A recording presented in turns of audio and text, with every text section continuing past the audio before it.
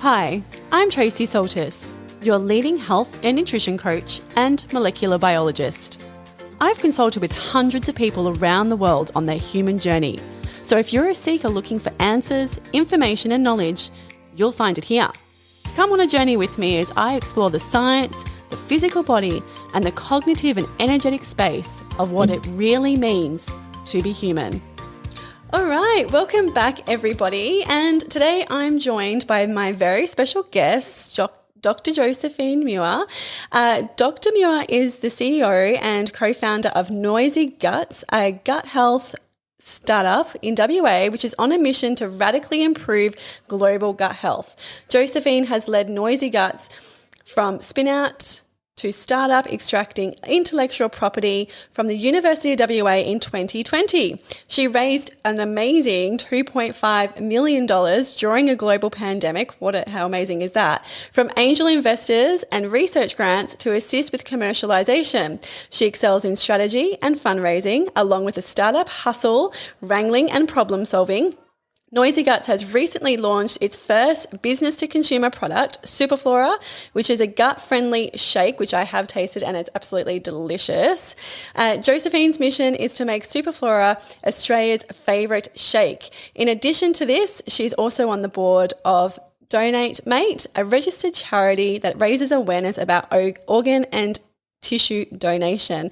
But when she's not doing all of these amazing things, she's also a mum, a wifey, a carer, and a novice runner, which we've just been talking about how amazing she has been going in her marathons just recently. So welcome back. Thank you. Excited to be here. Yay. And this is our second chat. So if you haven't heard our first chat, I would love for you guys to maybe push pause and go back to that one, because there will be some amazing introduction type information that's really going to lead on from our chat today. Would you think as well? Yeah. So it'd be great for you guys to go and check that one out. But today we're going to be talking about FODMAP diets. And the reason why we're going to be doing that is because it is IBS Awareness Month. So if you are looking at potentially looking into a FODMAP diet, or you want some more information, or perhaps it's been floated around for a little bit and you wanted to know more before you started, I think this chat today is going to help you out so much. So, hi, let's get into it. Tell us all about it. Well, so one of the things that's always frustrated me about FODMAPs is the name. Yes. Typical researchers. I mean, who would have thought an acronym like FODMAPs would take off? Yeah. So, I'll put you on the spot, Tracy. If you had to rethink of an acronym or another way of naming this, what would we call it? I was thinking on the way in of something like, NCMs, naughty little carbohydrate molecules. Yes, or, yes. Poorly absorbed carbohydrates packs. Pull inside naughty something. I don't know. I don't know. Water pulling, fermentable. I don't know. I'm sure we, a marketing guru could come up with something better than FODMAPs. And no one knows what FODMAP stands for. And even when you can, list off the acronyms, it doesn't mention sorbitol or mannitol, or where does glucose fit into this, or where's the the F for fructose? Yes. So I think it can be very confusing if you don't understand the science behind it. So let's start with the very basics. What does FODMAP stand for? So it's the fermentable oligosaccharides, disaccharides, monosaccharides, and polyols. Now, isn't that a mouthful? No one's going to know what that means, really, are they?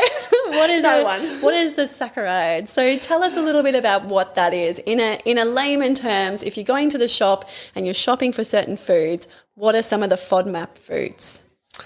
So really we're talking about carbohydrate molecules, simple sugars that for some people with IBS and those who've got dodgy digestive systems, they are very irritating and they're very poorly absorbed.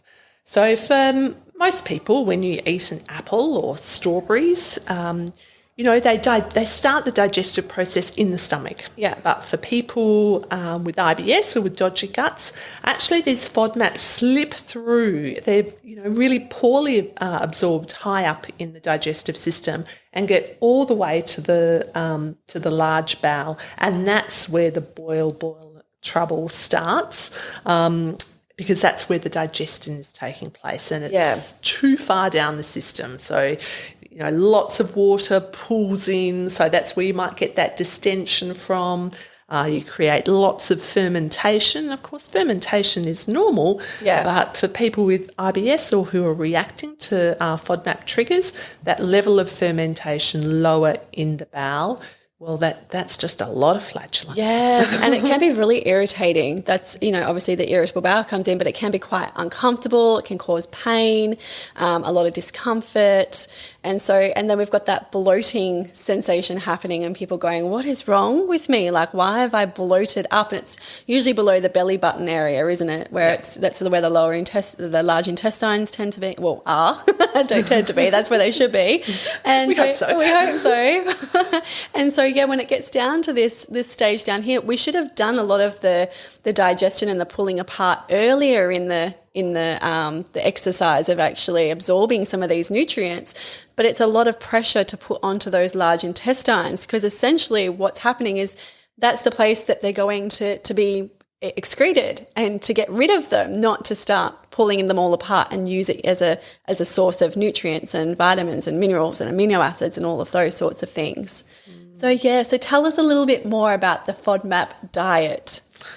Well, I've been on an amended FODMAP diet for about 3 years. I think it can be really overwhelming and confusing for newbies, because it would be more simple if we could say this is a FODMAP safe food and you can eat as many of these as you like. And of course there are some foods that are like that, like carrots. Go for it. There are just simply, you don't find these carbohydrates in carrots. You can eat as many of them as you want. Yeah.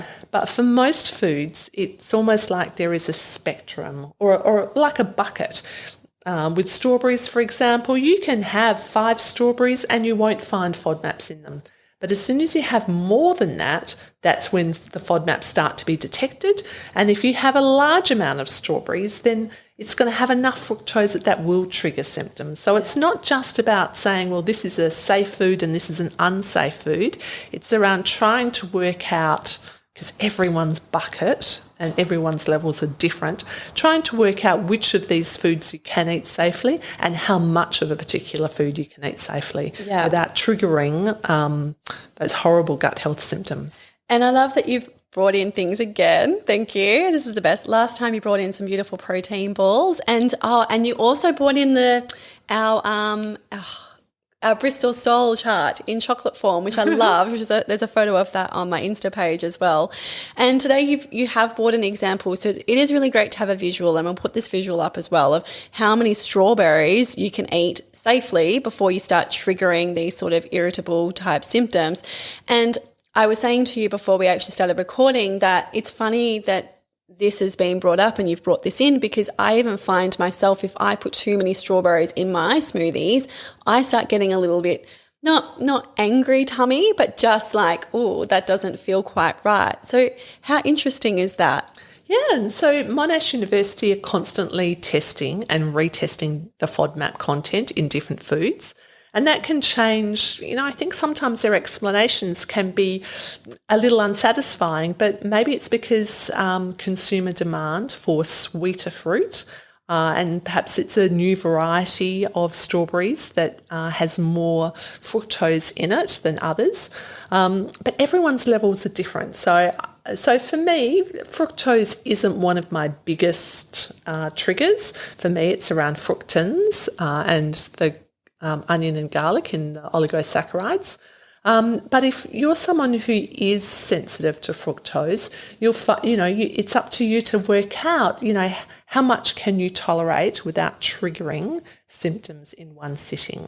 And let's talk about that a bit more, because like you said, it is individual, so it's quite a unique experience, and I think that's where some of the difficulty comes in, because it's not so much a diet, these are all the safe foods and these are all the unsafe foods, because everyone is so different and unique, and even some of the things that are in the unsafe or will actually trigger, you'll be okay, so What are some of the main culprits? So you've got garlic and onion, which is a really popular one. We know that, which is very unfortunate because it's in everything. It's in everything, and it makes eating out at restaurants so difficult.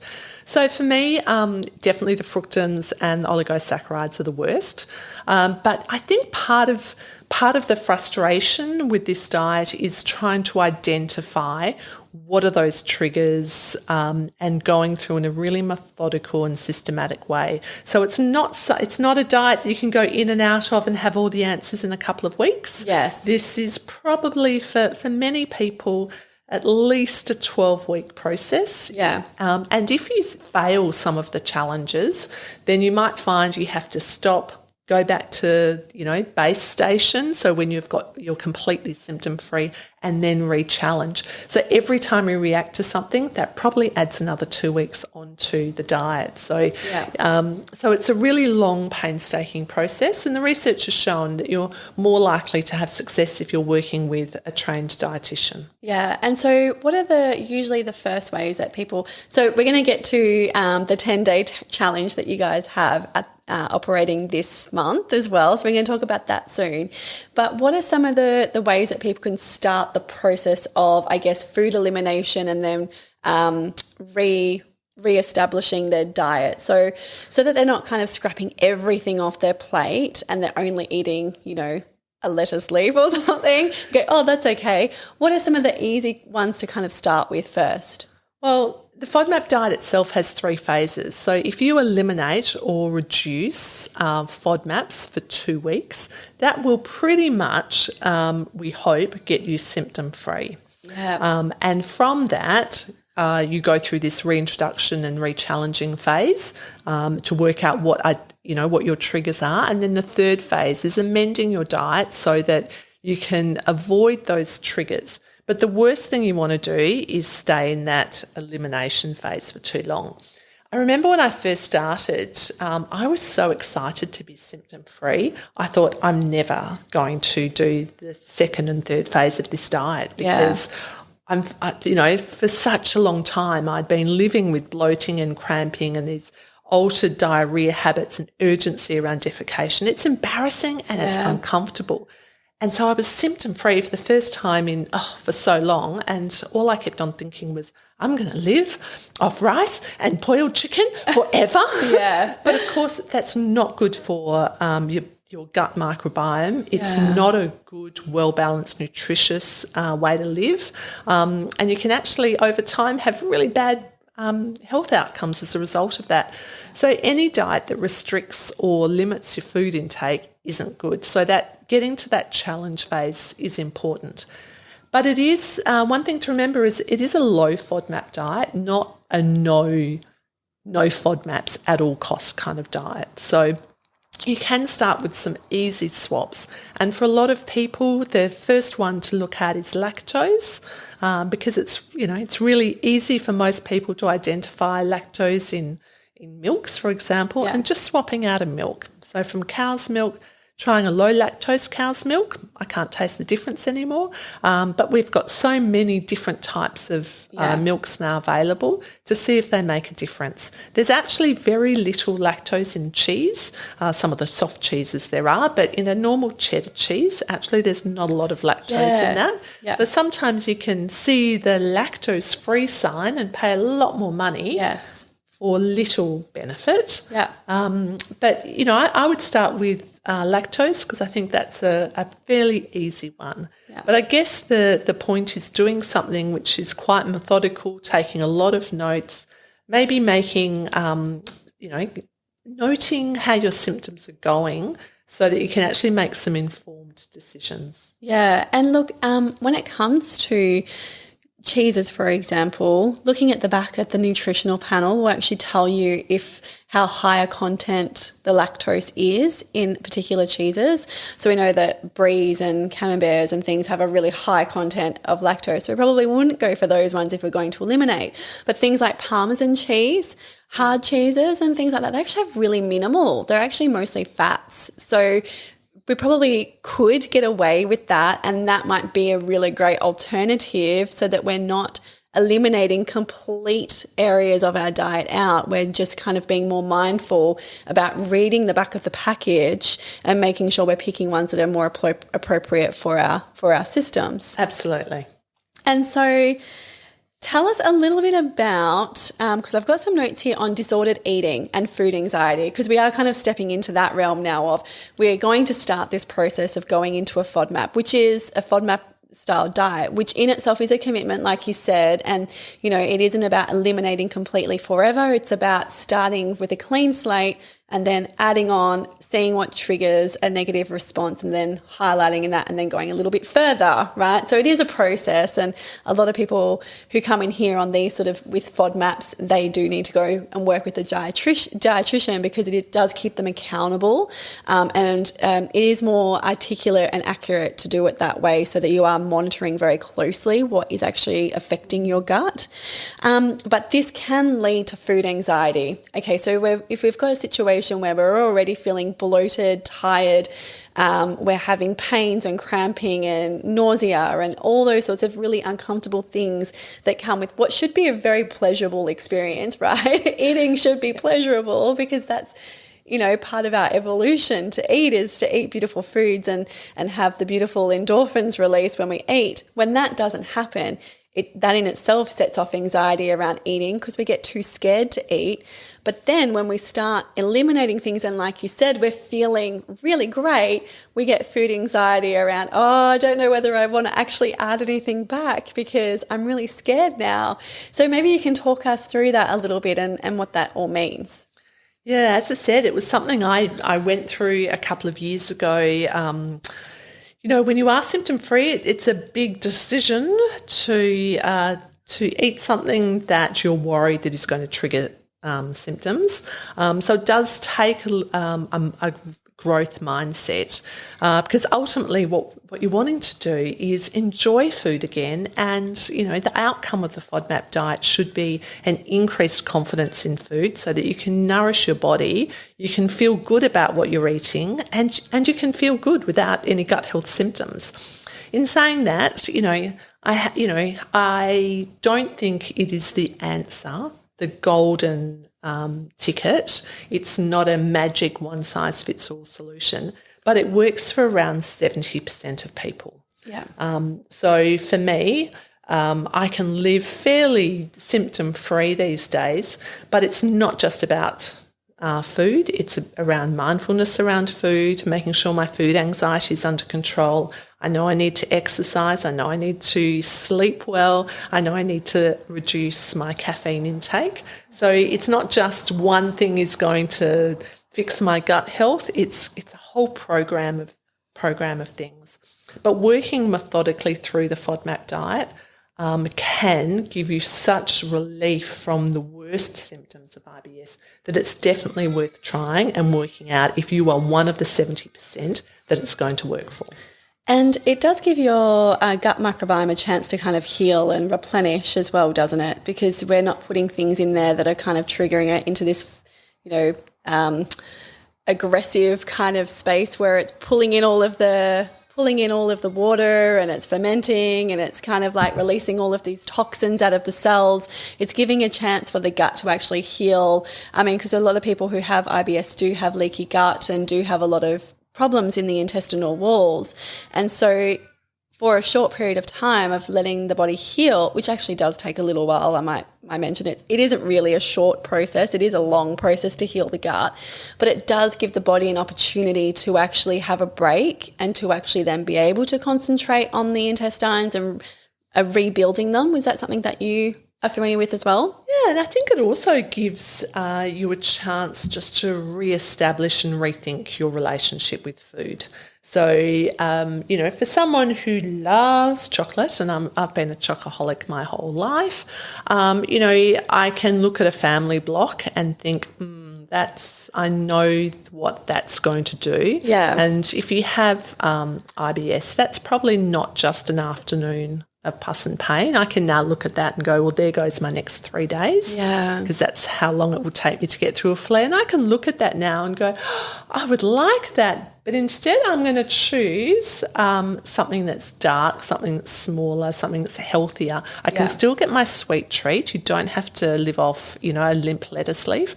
Yeah. But just making a different choice means a difference between me being able to keep my productivity high for 3 days or me being glued to the toilet. Yeah, I know. There's nothing worse than that. And you've brought in some amazing little chocolates here. So again, we'll take a little photo of these so people have an idea of what we're talking about.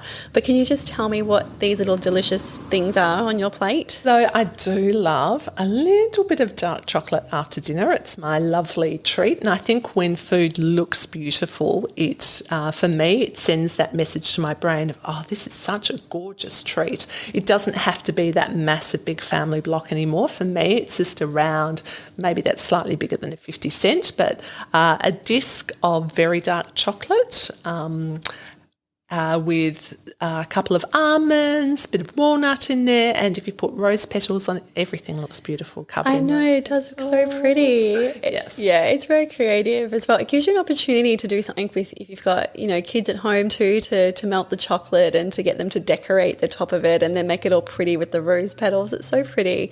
And it's very enticing to eat. Like, you're looking at it going, that is very inviting. Far more than a Cadbury's block. I shouldn't probably say Cadbury's, but more so than a block of chocolate, because you just pull it out of a plastic wrapper and it's right there and it's full of sugar and all sorts of other nasty processed foods. But what we've got here is a good quality chocolate. I think that's really important, is knowing where your products come from and how they've been processed and how they've been cared for, so that whatever you're using in your body, it's really important that you know where it comes from and if there's been any additives that have actually been added to that as well, because that can also trigger a response in the body.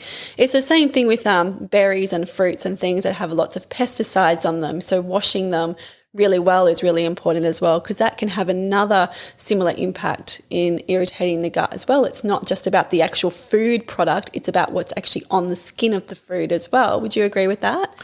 Yeah, so often with foods, if you think about vegetables and fruits that need to be peeled, sometimes it's the insoluble fibre in the skin that can actually be quite irritating for people with IBS. So it's insoluble fibre that could be triggering gut health symptoms, whereas the inside of a carrot or an apple may not be as triggering. So sometimes it could get down to whether you peel a vegetable or a fruit or not.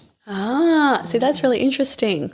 Yeah. And so have you had that experience before where you haven't peeled something versus when you have peeled something and you've had a difference? You can go, oh, I can actually eat that vegetable because I've peeled it. Has that happened for you? Yeah, I find that particularly over winter, I'm a big one for throwing lots of different vegetables in a baking tray and serving that with a protein. It's a really simple, quick and easy way of feeding the family and everyone's happy with that. But I can find that if I leave the skin on a pumpkin, for example, and particularly where you have, one of the great things about the Monash app is that they use a traffic light system of, green, orange and red to track the FODMAP content. And you can have a number of green serves per meal, but you can get into problems with FODMAP stacking. Yep. So everyone has their own bucket of what they can tolerate. And certainly for me, if I've left too many skins on vegetables when I'm baking them, and I've, perhaps stretched some FODMAPs to the limit or had too many FODMAPs that have stacked up, you can certainly run into trouble that way. And then the issue is thinking about, well, what caused that? I was so good today. All I had was vegetables and protein. Yes. That can be another real challenge of this diet is, going through forensically, looking at what you ate, how you prepared it and whether that made a difference, what else you had before and after. And we're not talking about, even if you have a really quick transit time, we're normally not talking about foods that you've eaten or reactions you're having within half an hour of eating. Foods take a long time to get to the lower intestine. Yeah. Sometimes 2, 3, 4 hours would be normal. Yeah. So sometimes it's, why am I having a reaction now? Don't think about what you ate half an hour ago. Maybe it's actually something you had for breakfast many hours ago. Yes. So that can make this forensic type of food analysis really tricky. Yeah, and that's where I think if you're going to do a challenge like this, you really need to write down and be quite aware of the times you've been eating something, what you've eaten, making sure you don't skip on some of the additive things, like you might have, I'm just going to make it up, sausage sizzle, sausage in the bread, but you put onions on that. Did you put salt and pepper? Did you put tomato sauce? What sort of tomato sauce? Because I know that tomato sauce can cause problems for some people, and it depends on the brand, because I actually know that from personal experience. Like, I can eat certain tomato sauces and not others, so I avoid certain ones because I do like to have a barbecue with my tomato sauce. But it's simple things like that, getting to know that, but writing it down so that you can keep a really good track on what's actually causing the problem. And having a break sometimes is the best way to reset the gut, because we put the gut under so much pressure all of the time. It's constantly digesting. I mean, we do eat a lot more food than what we probably need to be eating. I think we talked about that last time, right? Absolutely. And so the digestive system, it really does cop a lot of work. And, some people are eating well into the nights when the system should actually be stopping and having a little break and shutting down for the night, so that you're having a proper sleep and you're doing all the other things that the body needs to do, cleaning and repairing and storing memories and all those things. If we're not actually stopping at eating, we're not repairing the body overnight because it's too busy doing all this digestive work. So it does need a break sometimes. Would you agree? Absolutely. And fasting is a great way to do that as well. Have you ever explored fasting or intermittent fasting or anything like that to kind of give the gut a bit of a break? Yes and no. So the medical research on intermittent fasting and IBS is really mixed. Yeah. And there are some researchers who aren't great supporters of intermittent fasting.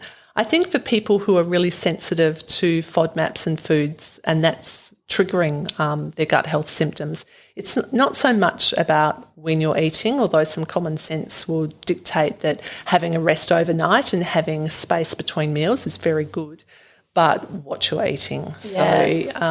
So that, I think, is probably more important for me. I do try. I'm not a big breakfast eater, so I do kind of have some intermittent fasting kind of naturally in my plan. Yeah. But, I now have quite a good relationship with food. I do tend to eat a lot because if I don't have sufficient well, you're running carbs, a lot now. Exactly. I really pay for it on a Saturday morning when I'm running around with all these octogenarians overtaking me, and that's kind of a sign to me of maybe I haven't got enough energy to fuel this. Need to carb load. Yeah. And so, okay, let's get to this amazing challenge that you guys are doing for this month. So it's a 10-day challenge. Maybe you can tell us a little bit more about it. So one of the most useful things, I think, is just trying to work out whether or not a low FODMAP diet will work for you, because it's not going to work for everyone. 70% of people are going to respond to it really positively, but that still leaves a large number of people who are not going to get any benefit. So before you think about throwing everything out of your pantry and, completely changing everything in your life, because FODMAPs can be a little bit overwhelming, what we've done is put together a 10-day challenge with a meal plan that is low FODMAP and really minimises and eliminates FODMAPs for 10 days. And for most people, that will give you enough data at the end of the 10 days to go, you know what, I actually feel better. Yeah. I'm not reacting as I normally would. I'm going to the toilet regularly. I'm getting enough fibre. I'm feeling better. I'm not getting the bloating, belching, cramping or distension that has been bothering me. That's probably enough data for you to go, actually, this could work for me. I think I'll now go and find a dietitian and start with that reintroduction and that methodical, challenging process. However, you may be in the other 30% who this is just not. You don't react to FODMAPs. Well, why don't we find that out now in 10 days and then just put it to one side and try something else? Yeah. And so does that come up sometimes? 30% is huge. It's not like 30% of people that try a FODMAP, it doesn't work for them. So how can those people who obviously are having gut health issues and they want to try the FODMAP, it doesn't work for them, what would be the next step that they could take in this kind of exploration of working out how to get their gut working better? So for most people, it's about heading back to your GP or your healthcare professional and working out, well, what's my next best option? It could be that it's working, but it's not working on your worst symptom. So you might be feeling less bloated, but if urgency is really the problem that's driving you around the bend, then maybe it's just not working on your worst symptom. Yeah. It could be that you can blame it on your genes. So there's actually a genetic variance, which means that the FODMAP is less likely, if you have this gene family, to work on people that have diarrhea predominant IBS. So maybe it's not your fault. Maybe it's just in your genes. Maybe the DIY dieting isn't for you. Yeah. You know, you're trying to stick to the plan, but, you know, you had a few cheats along the way. There is some things to that as well, though, because you can try the FODMAP diet, but it does matter where you source your products from, doesn't it? Like, because you can integrate too many processed things or not quite the right product, or you might go for what you think is the same thing, but it's actually not the same thing.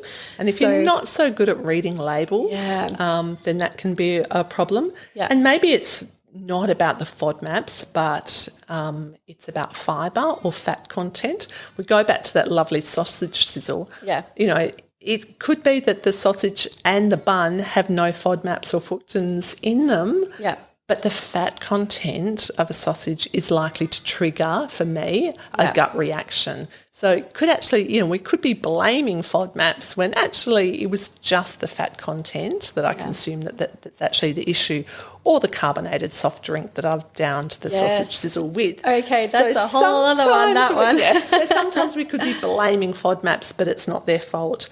So I think sometimes it's worth, you know, what we're trying to do is work out, will following a low FODMAP diet give you better health outcomes? Will it make your life easier? Will you feel better? And we want to get to that decision point as quickly as we can. Yeah. And some people have said, oh, look, I tried that, didn't work. It is in fact worth trying again because our bodies do change, our microbiome changes, so it's worth trying again.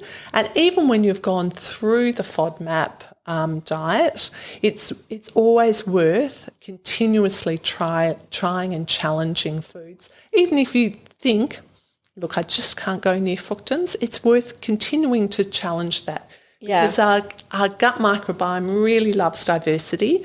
It certainly does us no good if we're restricting whole food groups. Yeah. That's not going to make our gut microbiome healthy in the long term. So it's worth continuously trialling. Yes, definitely. And like we've said before, the gut, everyone's gut microbiome is different.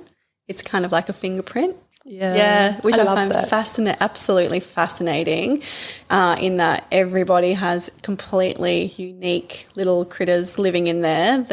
Even identical twins. How cool is that? That's just fascinating, isn't it? Yeah, like it the is. fact that they're genetically exactly the same, but they can have completely different gut microbiomes is just fascinating to me.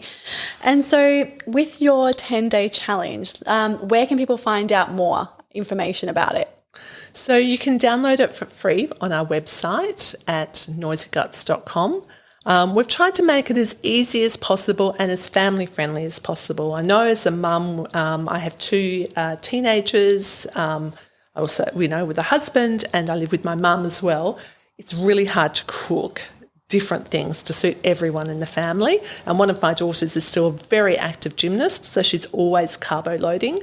And, it's hard to keep up with the volume of food. So we've tried to choose meals where, I've tested them up with my own family. Yeah. There's no raw kale salad that you're going to look at and go, that's a 0 in my family. That's not going to work. Yeah. And we're hoping that you'll just be cooking one meal and the whole family will come on board. Because I think that's really important as well. If there's one person in the family who's going to go low FODMAP, it's so much easier when the whole family decide to come on board with you. Yeah. And for the most part, if you're using a gluten-free tamari versus a soy sauce, you really don't notice a difference. You don't notice a difference with that at all. I've used tamari all the time. No one notices the difference with any of that. Yeah, it's great. It's a great product. Yeah, and even with the garlic, which is, haven't quite found a solution for onion, but you can infuse garlic in a really good quality olive oil, perhaps with a little bit of rosemary, and use that and still have that gorgeous garlicky taste without just chopping up the garlic. Yeah. And so I do that quite a lot. And because it doesn't leak into oil, you can still put whole garlic cloves in with your roast, with your roast veggies, and just take them out and still eat. Yes, that's right. You pop it in the bottom of the pan and it just kind of, the aroma of it just kind of oozes into the vegetables. So you still got that taste sensation there without actually having the pain of eating the bulb. But yeah, I do love garlic. But I do. And so you've got an awesome offer for everyone listening on here as well. Yeah, so one of the reasons why we invented the Superflora protein shakes was so that when I was at work and perhaps it's a day where I've not got out of bed early enough to organise meals, I found it really difficult to find food in and around the office. I'm sure there's a grocery store 4 blocks down that I can go and get some instant rice, or I could put together a meal, but most of the cafes just don't serve low FODMAP foods. So I found myself going hungry and therefore getting really hangry, which my team didn't appreciate. No one likes that. No one likes that. I get hangry too, don't worry. Everyone hates it here. So having a meal replacement shake that I could just grab and go was quite a saviour for me, and it means I don't have to think about, because it's certified FODMAP friendly, I don't have to think about FODMAPs. I've got food there that will get me through. The protein really fills you up. So I've got something there until I make it home. So that's one of the key drivers for making Superflora, and one of the key benefits we hear from customers of, it's good to know I've just got something in my bag. So if I'm out and about, I've got something I can. And it's local. How great is that? Yeah. You guys have you guys have worked so hard to put this product together, and it's been through years of research and everything. And we talk a lot about that in the previous episode. So I'd love people to go back and have a little listen to that if they haven't listened to it. But this is not just a product that's just been thrown together by, like a lot of the products and, low quality things that we see on the shelves. This has been very well researched. It's come from a lot of blood, sweat and tears, and your own blood, sweat and tears by actually putting yourself in as a guinea pig. So it's a beautiful product. Look, we love it. I love that it has no artificial additives, colours and flavours. We get the flavours from using ingredients like Valrhona Dutch cocoa powder, which is, Valrhona is one of the finest chocolate houses in the world, but that's where we get that big, rich chocolate flavour from. We don't use stevia or xylitol or anything that's going to give you a bitter aftertaste or a metallic taste in your mouth. We use maple syrup sugar, which is a low FODMAP sugar, but it's natural. So I think one of the things that makes it easy for me when I'm forensically looking at ingredients and the nutritional panel is I don't want to see a whole lot of numbers, and I don't want to see a whole lot of things that I don't understand what they are. What is that? Yeah. Because I don't know if it's a FODMAP or not. I don't know if it's going to cause issues. I just want to be able to look at something and go, I understand what that is. Yes. I can have confidence I know what that is, and I can drink it and eat it with confidence. Because the last thing, because I think otherwise it just feeds into that food anxiety of, what am I eating again? What was that number? Yeah. No, and no one wants to, particularly when I'm in a shopping centre and often don't have my glasses with me. I don't want to have to be Googling different ingredients to work out, is this safe or not? What is this? My general rule to people is if you can't read it, then put it back down, because most people don't know enough science to understand, different compounds and what's actually in the compound. You're not supposed to either, right?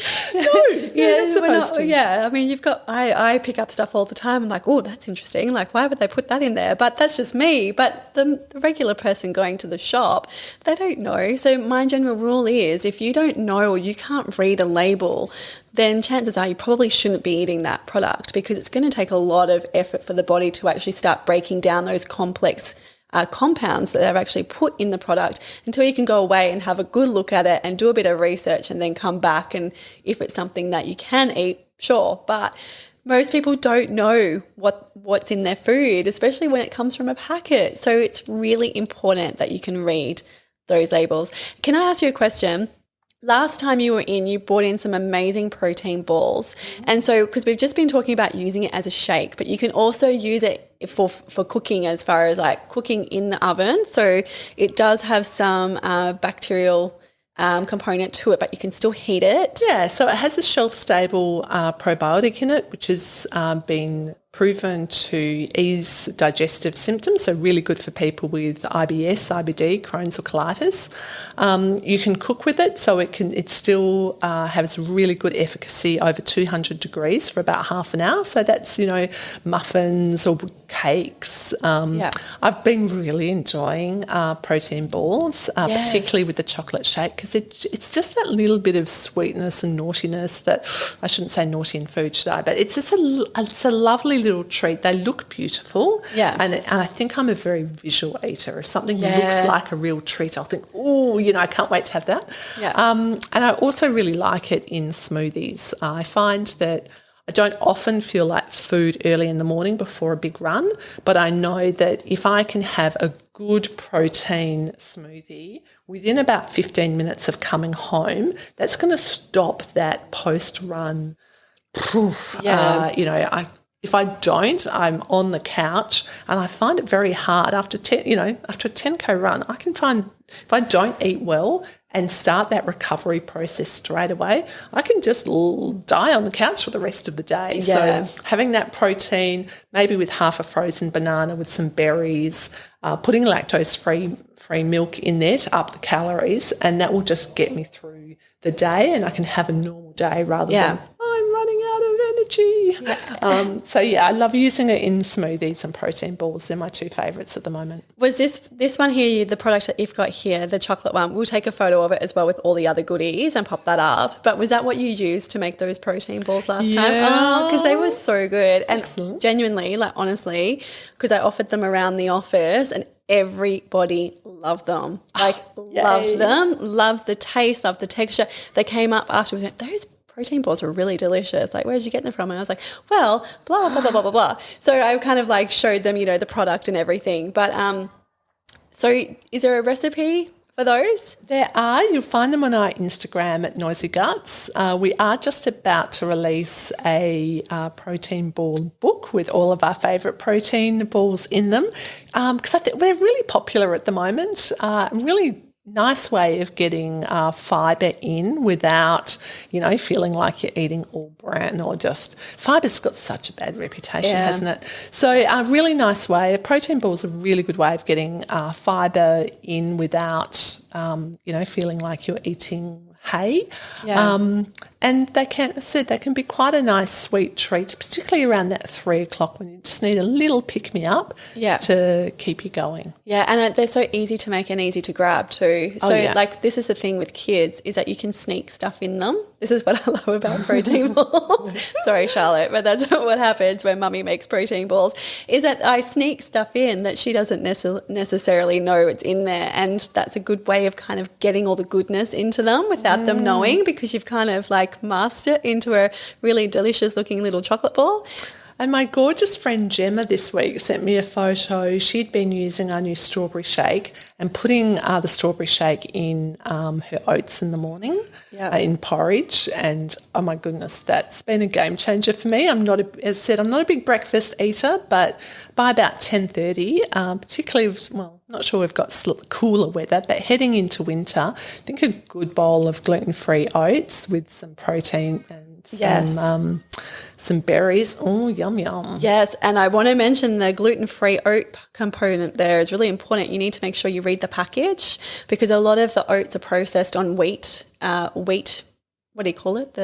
conveyor belts, the manufacturing, belts. yes. So make sure if you're going to do that, a lot of health food shops do separate them, and they will have a little label on them to say that it hasn't been mixed with wheat products. So you just need to keep an eye out for that, especially for people who are very sensitive to any sort of flare-ups with oats, because oats are great and I love it as well at winter. But I specifically make sure I go and buy the gluten-free, the wheat-free ones. They're a little bit more expensive, but they're worth it because you've got that reassurance. It hasn't been mixing with all of the wheat. Yeah. So anyway, so just based on that, I just want to mention the amazing offer that you guys have for the listeners. So if you head to www.noisyguts.com/challenge and enter the code MINDBODY, you can get 10% off the Superflora products for this month, given it's IBS Awareness Month, which is very exciting. Is that right? Yes, so enjoy the challenge. It's a free 10-day challenge, so enjoy that. See if FODMAPs will work for you. You can use the shakes with or without. You don't have to have the shakes to do the challenge, but I think you'll find it easier because you'll have a low FODMAP snack just there on hand. But, you know, what a great time during IBS Awareness Month to test FODMAPs and see will it work for you or not? Amazing. Did you have anything to add before we wrap up? No, other than to say that, no one diet there is no cure for IBS. I wish I could say there was, but there's not. So there's not one thing that's going to magically cure everything. But for 70% of people on hopefully your worst symptoms, I think the FODMAP diet is certainly worth looking at. Even if you've tried it before, try it again, 10 days, you'll know if your symptoms have improved or not. And if it is, go see a dietitian to get help with the next phase. And if you're not seeing any improvements, then go back to your healthcare professional, whether that's your GP, your gastro, or your dietitian, and ask for what else you can try. Yeah. Awesome. Thank you so much for joining me again. I'm sure we'll be back to talk about something else gut related. I actually have an idea, so I'll talk to you about it after the episode. But if you guys have any questions or you have any feedback, please don't forget to send that in. You can contact me on Instagram or on my Perth Wellness Coach page. I've also got a workshop coming up in June, which is on June 12th, which is the Divine Feminine Flow, which is all about women's cycle awareness. So keep your eye out for that. It's going to be an amazing, beautiful morning of breath work and just cacao ceremonies and talking about hormones and all sorts of things, even the moon's influence. We're going to talk all about that. So keep your eye out for that. And if you have really taken some information that you love from this episode, which I'm sure you have, don't forget to share it with your family and friends, because it's really important that we get these messages out and we get the communication out to people. So if you have a family member or a friend who is having some problems with their gut health and this might be a benefit to them, please make sure you send this on to them so that they can take part in the challenge. They can have access to some of the Superflora products and they can actually give the 10-day challenge a go. All right, so I'll catch you guys later. Stay safe and bye.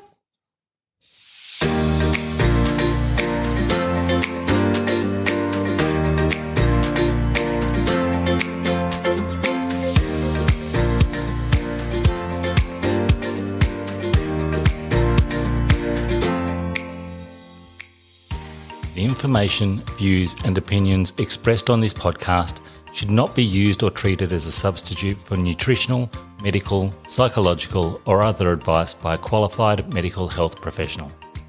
Hosts and guests on the podcast express their own opinions, experiences and conclusions. And nothing on the podcast should be used to diagnose, treat, cure or prevent any medical conditions. The podcast is not intended to replace any medical or mental health treatment. All information and advice provided is for general well-being and does not take individual cases into consideration. Neither Tracy Saltis, guests on the podcast, or any sponsors endorse the opinions, views or conclusions expressed or shared on the podcast. Tracy Saltis takes no responsibility for any symptoms or consequences as a direct or indirect result of this podcast.